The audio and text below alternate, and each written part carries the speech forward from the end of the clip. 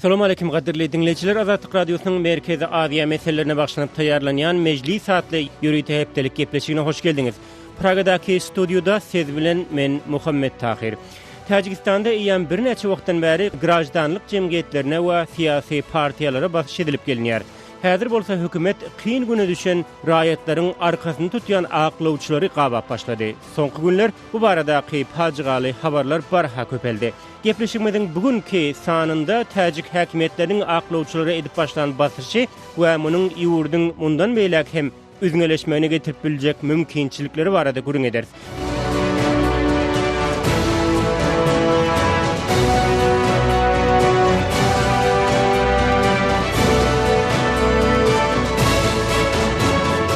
İlki bilen meclisiň bugünkü mihmanlar bilen tanyşyp bolun.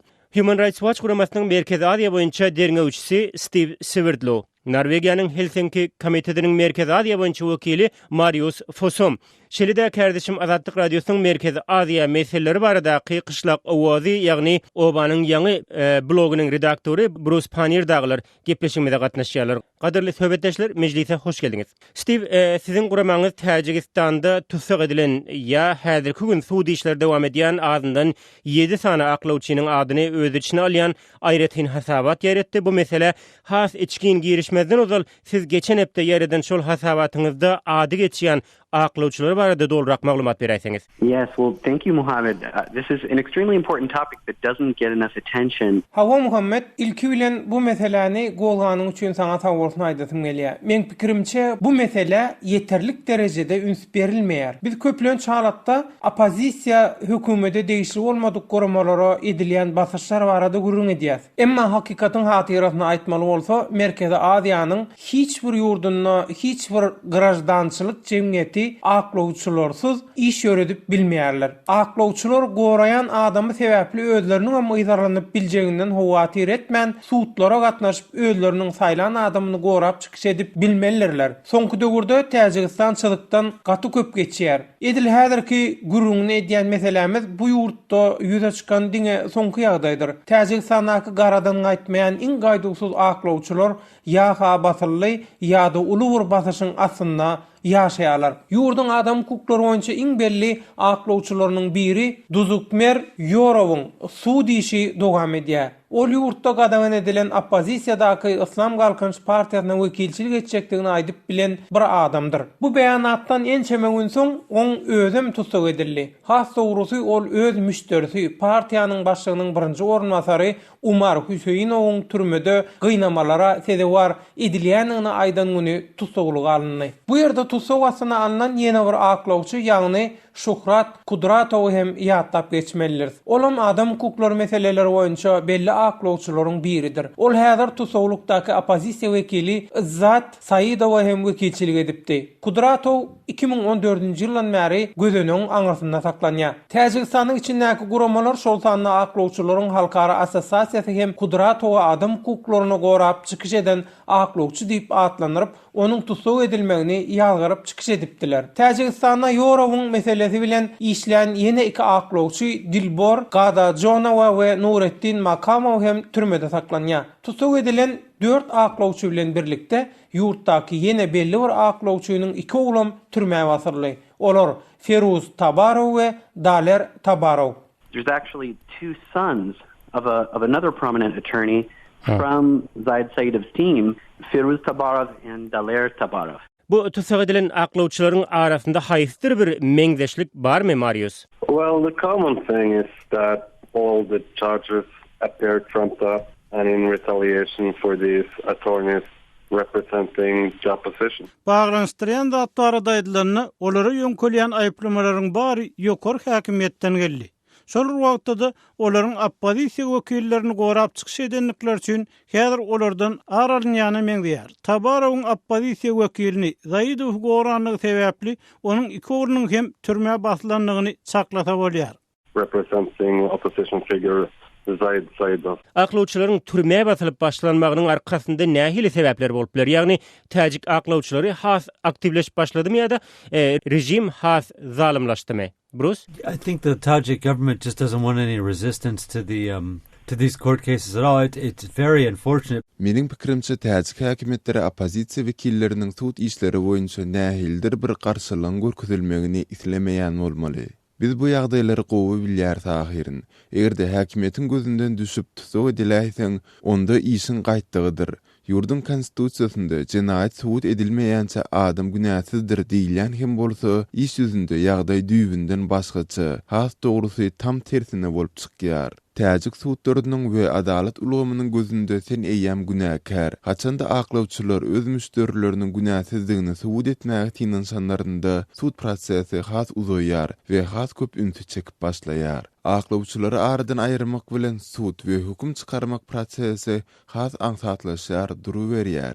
And by doing so, you just ensure a speedy trial and a quick conviction. Steve, sizin soňky hasabatyňyzdan çen tutulsa, onda täzik aklawçylaryň hökmäni tapşyrmaly, käbir test synaglary hem işlenip düzülipdir. Bu eýam işe girildi. This has already happened, and this is another aspect of the crackdown, which is, I guess you could say, for lack of a word, Bu ýan başlandy. Bu da aklawçylara edilýän basyşyň başga bir görünüşidir. Bu ýagdaýa tutuş Merkezi Aziýada duş gelýär. Mundan 5-6 ýyl ozal özbek häkimetleri hem şuňa meňde çäreler geçiripdiler. Hökümet suwut ulgamynyň garaşsyzlygyny doly weýran edip, ony ýerine ýetirji häkimete doly garaşly edip goýdy. Bu synawy bahanalap täze häkimetleri 20 ýyl bäri işläp gelýän aklawçylary aňsatlyk bilen çetleşdirip bilerler. Hökümet synawyň netijelerini galplaşdyryp, rejime gulluk etmeýän, öz ýerine aklawçylaryň işini togtudyp bilerler. Biz bu synawyň jikmejiklerini bilmeýäris. Emma ony tawşyran 500 aklawçydan 90 töwereginiň ýykylanlygy barada maglumatlar bar. Biz synawy tawşyryp bilmedikleriň syýasy garaýşlaryny bilmeýäris. Emma her nähilide bolsa bu ulusan. And we don't know exactly how many of those people could be considered opposition or politically independent, but it's still a significant number. Marius, bu synag onda sorulýan sorular barada sizde nähil maglumatlar bar? Well, as Steve said, we don't know too many specifics, but reports have reached us that you have to answer questions about history, culture. İstiýün hem belleşýäli bizde bu synagyň mazmuny barada kän maglumat ýok. Ýöne gowuşýan maglumatlara görä, soraglaryň arasynda Täjikistanyň taryhyna we medeniýetine degişli sowaller hem bar. Bir soragda dagy Täjikistanyň üstünden haçan ilkinji otly geçdi diýilip soralýar. So it's pretty absurd questions for a bar. Bruce, muňa nähil düşünmeli? Bu nähil netije bilen tamamlanar? Like I said, the Tajik government is they do have some reason to be worried. You know, we talked about the economic situation and how it's deteriorating, and we know there's a lot of corruption in Tajikistan. Ozal hem belleşimiz ýaly Täjikistanyň oda köze düşmegine ýeterli sebäpleri bar. Täjik ykdysadyety gitdigiçe yaramazlaşýar. Ýurtda ýokary derejede korrupsiýa bar. Häkimetler öz durmuşyny ýeňilleşdirmek üçin opozisiýadan dindiler. Olar opozisiýanyň özüni suwtda gorap bilmek mümkinçiliklerini hem ýoga çykardylar. Hökümet aklawçylary batys edip opozisiýa wekilleriniň suwtdaky kanuny wekilçilik haklaryny hem ýok etdi. Mundan weýlek Täjik hökümetiniň agzyndan çykan islendik söz jedelsiz bir hakykat hökmünde kabul ediler. Indi juda we juda batyr bir kişi bolaýmasaň, häkimetiň aýdanlaryna garşy çykmak diýen ýaly zat tas bolmajak bir ýagdaýa öwrüldi. Muňa boyun bolmasaň gözüniň aňyrsyndan atylaýma howpyň bar. Elbetde hökümet tarapyndan aklawçynyň hem bellenmegi mümkin, emma onuň näme derejede seni ihlas bilen gorajakdygy hem sorag bolmagyna galýar. Türkmenistandaky ýagdaýlara sin edäýeliň. Aklawçynyň suwdyň zalyna gelip, men bu adamy goraýandygyma namys edýärin. Ýöne nähili hem bolsa onu gorap, käbir zatlary aýtmaly diýen gezekleri hem bolupdy ahyrin. It's a disgrace for me to have to defend this wretched person over here, but I'm required to come in and say something on their behalf. You know. Can I just add to that seconding what Bruce just said, that the implications of this for the rights of Tajik citizens. Men bu ýerde käbir zatlary goşasym gelýär. Bu esasan Bruce'un soňky aýdyp geçen ýagdaýlary bilen baglanşykly. Biz hasabatymyza adam hukuklaryny gorap çykyş edýän haýyn Faizi Brahidowa barada maglumat berdik. Men pikirimçe bu ören gaýratly bir maşgala. Ol türmede bolmasa da häzir oňa gaty uly basyş edilýär. Belläp geçsek mundan 2 ýyl ozal ol doktoranturanyň talaby Aleksandr Sidikowyň işini alyp barypdy. Sidikov Gorna Badakhshan seytinde derine geçirýän mahaly tutsaw edilipdi. Şonu onuň işini alyp barmak, onu goramak üçin diňe Rahidowa ýoňa çykypdy. Netijede bir näçe günüň içinde Siddikow türme tutsawlygyndan öý tutsawlygyna geçirilipdi. Rahidowa Täjikistanyň Demirgalygyna tutsaw edilen BBC-niň özbek habarçysynyň aklawçysy bolupdy. Habarçy ekstremizmde aýyplanyp, her türlü gynamalara hem tezewar edilipdi. Şonda Rahidowa bu waka dünýäniň ünsün çekip onuň azad edilmegini gazanpdy. Häzir Rahidowa edilýän basyşlaryň netijesinde başga da köp sanly adam ezir çekýär. To have her under pressure and intimidated means that countless other citizens are now in harm's way. Sağ ol. Gelin şu yerde meclise gysgaça ara kesme berip, gepleşigimizi ikinji ýarymynda bu çärenin Täjikistany we onuň halkara awreýine ýetirjek täsirleri hakda dolrak görüň ederiz. Tolkunymyzdan aýrylmaň.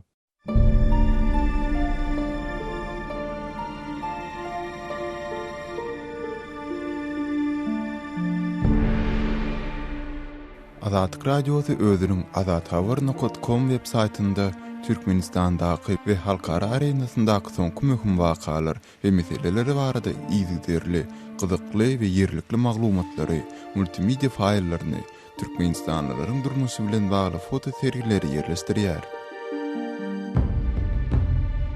Eýsem azathabar.com Türkmenistanyna petiklan hirin. Türkmenistanlary oňa girip bilen oňa. Türkmenistandaky dinleýijilerimiz iPhone 3 proxy sistemi arkaly azathabar.com saytyna hiç ýyl bökdünsiz girip, onuň hyzmatlaryndan dogry peýdalanyp bilerler. iPhone 3 onu näde ulanmaly, onu nerden satyn almaly? Ol dinleýijilerimiz we okuwçylarymyz üçin dogrulygyna muhit bir programmadyr. Onuň ulanyş faýlyny almak üçin Azat Habar e-mail belgisi derwede.net salgysyny. Ýene bir ede gaýtalaýaryn Azat Habar e-mail belgisi derwede.net salgysyny öz mailyňyzdan islendik mazmununa hat ýollaň.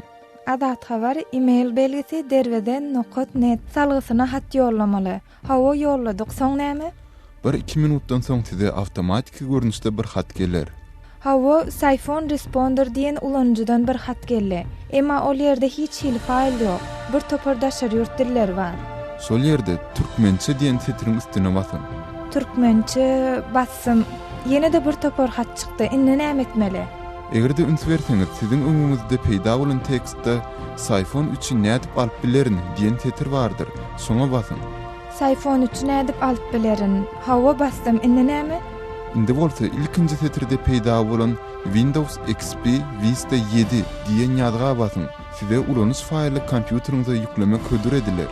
Windows XP Vista 7 diýen setre bassym. Hawa täze bir aýna açyldy. Hödür edilen faýly kompýuterime ýüklemelimi? Owa kompýuteriňiziň islendik ýerine ýüklen. iPhone 3.exe atly faýl peýda boldy. Owa indi şol faýlyň üstüne bassaňyz Azatlyk radiosynyň sahypasyna hiç ýyl bökdünsiz girip bilersiňiz. Egerde gosmaça soraglaryňyz bar bolsa, biziň hat e-mail belgisi azatradio.org adresimize ýazyp bilersiňiz.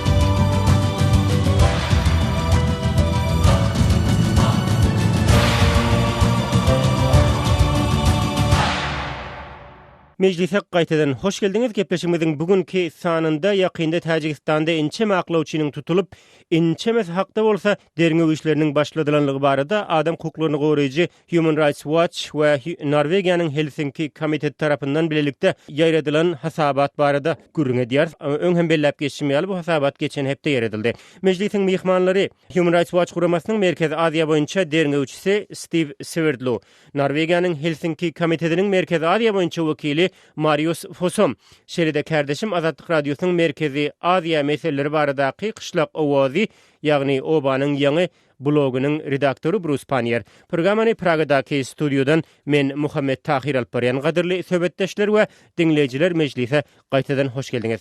Bruce aklawçylara basyşlaryň edil häzirki pursat edilip başlanmagy barada näme aýtsa bolar bilişiňiz ýaly täjik ykdysadyýaty häzirki gün agyr günler başdan geçirýär. Ýurdun daşary ýurtlardan maliýe himayata zerurlygy bar. Halkara maýadarlarynyň hem aglabasy günmatarda ýerleşip, olar adam hukuklary ýaly meselelere aýratyn ähmiýet berýärler. Garaz, aklawçylary edilýän bu basyşlaryň edil häzirki pursada gabat gelmegi näme aňladýar? Well, certainly it plays a big role in it. I mean, we shouldn't be so confused to think that this all started because of the economic problems, because we know, like Zaid Saidov's case, for instance, it dates back a couple of years. Biz bu basyşlaryň ykdysady kynçylyklar sebäple baslandygyna aýdyp bilmeriz. Sebäbi täçik hökümeti soňky 2 ýylyň dowamında häzirki bolup geçýän ýagdaýlar üçin özüni döretdi. Meniň pikirimçe häzir olar bu urdaky tagallalaryny has güýçlendirdiler. Häkimet bolup biläjek tanqidi garaşlary, sesleri temetmäge finansiýar. Aklawçylaryň ýagdaýy diýsen gyzykly. Yurtda hökümet tanqidçilary opposisiýa bolup biler, emma aklawçylar bolup geçýän zatlaryň ýalňyşlygyny, ýurdun kanunçylygyny, konstitusiýasyna görä delillendirip düşündirip bilýärler. Rejim hem aklawçylardan heder edýär. Aklawçylar hökümet tanqidçilarinden tapawutly bolýarlar. Sebäbi opposisiýa wekili hökümeti tanqidlap käbir misallary hem getirip biler. Emma aklawçy öz aýdýan zatlaryny şol ýurdun kanunçylygyna görä delillendirýär. Häzirki bolup geçýän zatlar diňe bir hökümet tanqidçilaryny temetmek bilen çäklenmeýär. Bu tagallalaryň esasy maksady häkimetleriň eden etdiliklerini kanuny laýyklykda pas edip biljek adamlary dymdyrmakdan ibaret. Men resmiýetleriň özleriniň hem ýurtdaky hereket edýän kanunlary bilýändigini çaklamaýaryn. Aslında bu ýagdaý olaryň ýüzlerine basylandy, olar juda oňoýsuz ýagdaýa düşýärler. And then the government has to come up with a response to that so they don't look like that they're wrong in this argument. Steve, sizin hasabatyňyzyň çap bolundan bäri inçe mügün geçdi. Oňa halkara jemgyýetçilik tarapyndan nähildir reaksiýa görkezildimi? Well, we timed this report to actually come out just before Tajikistan's human rights record came up for discussion in Geneva at the UN Human Rights Council. Bizim hasabatymyz Täjikistanyň adam hukuklarynyň ýagdaýy boýunça Ženewada Birleşen Milletler Guramasynyň adam hukuklary boýunça geňeşinde geçirilen duşuň öň syratyna çap edildi. Şol duşukda diňe bir günmetaryň däl galy bersedi dünýäniň beýleki döwletleriniň hem Täjikistanyň adam hukuklarynyň bozulmalaryny, şol sanyna aklawçylary edilýän basyşlary tanqidlamagy juda begenlerdi. Şol wagtda Täjikistanyň öz gedeginde Birleşen Milletler Guramasy bilen hyzmatdaşlyk etmäge taýýardygyny görkezdi. Türkmenistandan we Özbekistandan tapawutlukda ol şu ýyl ýurda Birleşen Milletler Guramasynyň ýürüýte wekiliniň gelip görmegine mümkinçilik töredipdi. Şol duşukda ýokarky gürrüňe eden ýagdaýlarymyza ünsüň çekilmegi juda möhüm. Hawa aklawçylaryň desine azat ediljekdigine garaşyp bolmaýar. Ýöne meseleniň golgolup durmagy öňüňdüşlik üçin möhümdir.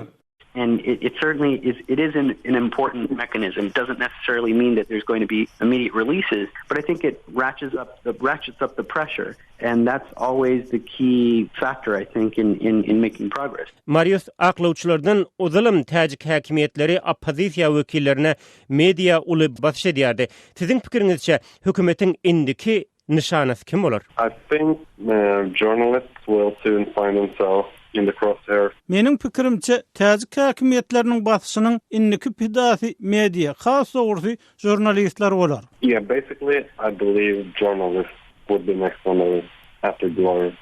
Täjik hökümetiniň aklawçylary edýän basyşy ýürüýte syna girizmegi bilen ýurdun esasy kanunynyň nähildir bir many mazmuny galýamy, Steve?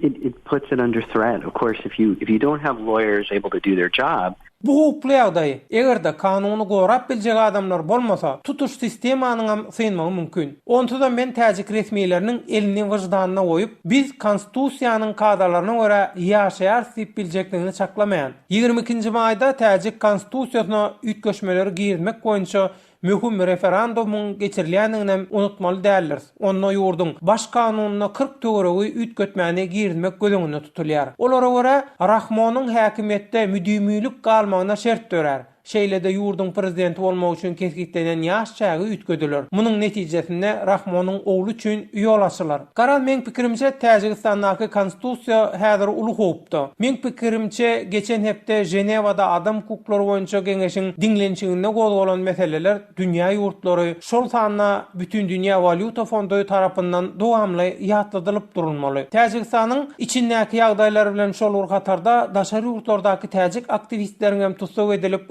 ýerine deportasiýa edilýäniň baradaky maglumatlar gelip gowşýar. Bu bolýan zatlara halkary jemgyýetçiligiň reaksiýa görkezmegi zerurdur. So that continues, and so what's required is an international response in several countries. Tajikistanda yüz berýän häzirki ýagdaýlara nähili çykalgy bolup biler burus?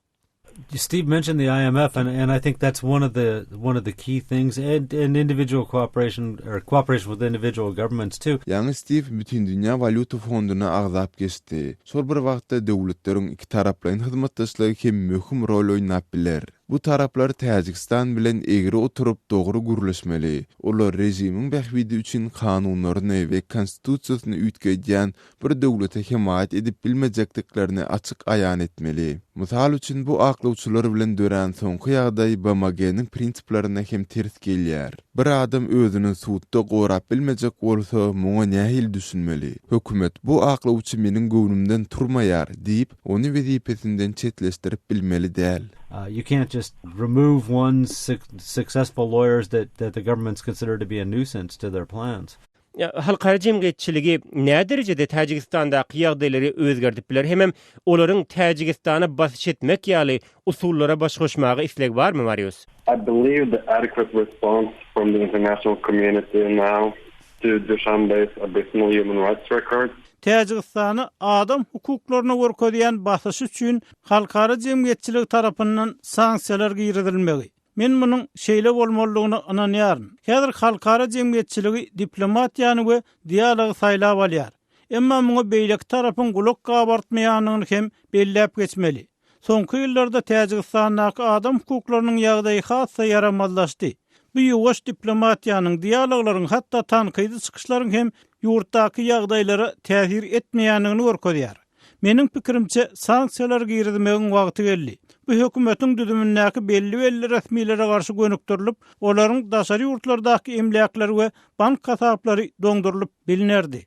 We're talking about asset freezes and visa bans, etc. Marius diýjek bolýanym, halkary jemgyýetçiligi Tajikistana garşy basyş gurallaryny ulanmaga taýýarmy? Yani halkary jemgyýetçiliginiň wekilleri bilen edil şoňa meňdeş meselelerde geçiren gepleşikleriniz sizde nähil täsir galdyrdy?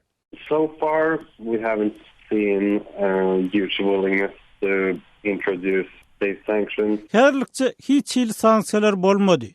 Ýöne biz ýüze çykaran ýagdaýlarymyzyň degişli taraplaryň gözüni açjakdygyna we netijede degişli çareleriň görüljekdigine umyd edýäris.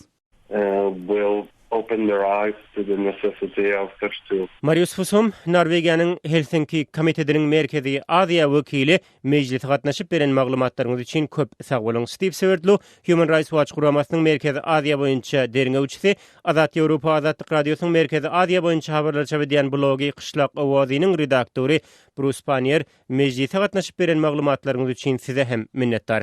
Hormatly dinleýijiler, wagt tapyp programmamyzy dinleýäniňiz üçin siz hem sag boluň. Eger bu gepleşige ýene bir gezek dinlemek we mejlisde orta atylan pikirler hakda öz garaşlaryňyzy beýan etmekçi bolsaňyz, azathabar.com saýpamyza seýahat ediň, oňa Türkmenistandan derwede.net arkaly girip bolýar. Gepleşigimizi Azatlyk radiosynyň Facebookdaky Azatlyk radiosy, YouTubedaky Azat online saýpalarynda hem çap edýäris. Bu gepleşige şol saýpalarda hem dinläp, bu barada öz pikirdir garaşlaryňyzy beýan edip bilersiňiz. Şonlukda men Muhammed Tahir şu ýerde siziň bilen hoşlaşýaryn, ýene bir gezek efir tolkularynda duşýança hoş sag bolun.